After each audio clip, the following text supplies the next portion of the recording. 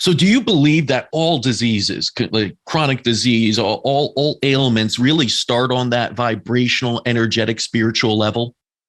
Absolutely. Right. I believe that all disease and all discontent of the body is a stimulation of the emotional discontent, which has come from the irresponsibility of the mind, which has come from the irresponsibility of the mind not connecting to the conscious understanding of the spirit, which has limited quantum information available for the mind. If the mind was willing to get off its high pedestal of I know what's best. And then that leads me to ask, is that the reason conventional medicine is doing such a poor job with disease? Because we're only treating it on a biochemical level and really trying to subdue symptoms. That's it. Not at all even acknowledging energy, spiritual side, frequencies, or anything. Most of medicine is like that. Now, there is a new age medicine that is starting to incorporate that. We love to talk about energy here and look at frequencies, vibrations, understanding that's a starting point. But do you think that's the downfall of conventional medicine right now?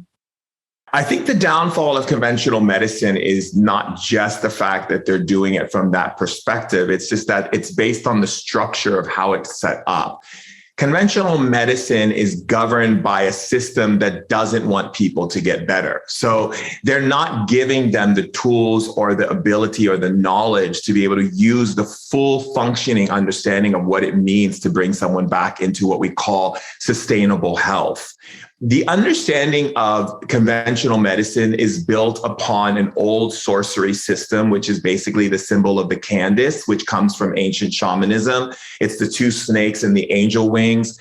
It is the understanding that you are to find the occurrences that come from the root all the way up until there is, what we call resurrection of the self, which basically means it's the wings, which represents removing oneself from one's condition or ailment, which means returning back into what we call homeostasis, back into optimized health.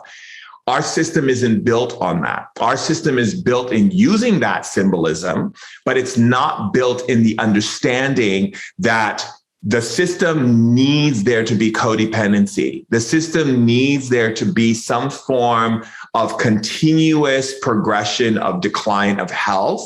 And how do you create continuous decline?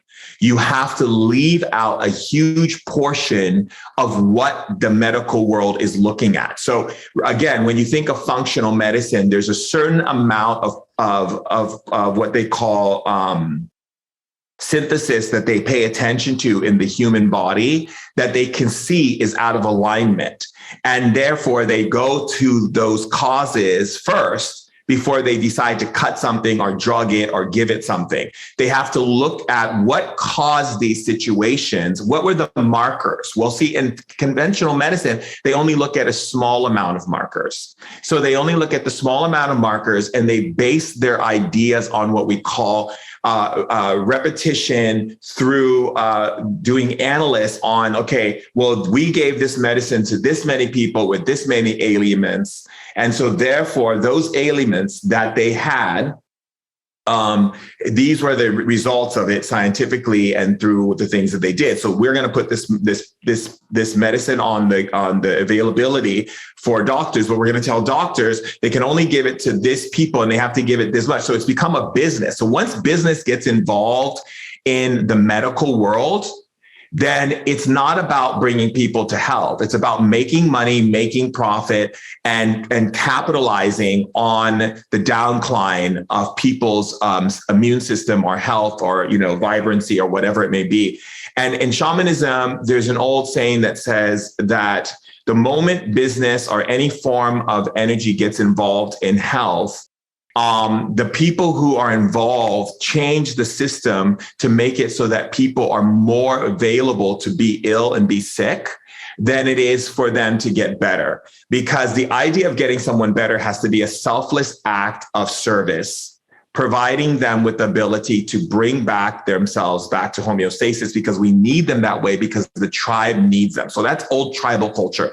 Tribal culture, someone gets sick, the whole tribe jumps in to help that person realize the potential of healing and getting better so that they can really be a part of the tribe, because the tribe can only survive with each individual person being at their most optimized level. But now you're dealing with the world of people all over, and people are, some people, the way the system looks at it is like, can be expended. They're like, well, who cares if they stay alive? It's not like we need them. There's this person who can do their job. So they're not looking at it from a tribal level anymore. They're looking at it as a deficit of money. Is it high? Is it low? Where we are. So that's a problem right there. Because that means that you're not going to use all available resources for healing. You're only going to use the ones that are enough to fix the person for a time being, get them back out there for a little bit, but know they'll return maybe a year, maybe 10 years, maybe 20 years. Maybe they won't return. Maybe that'll be it for them. But the point is you keep them in a system that keeps that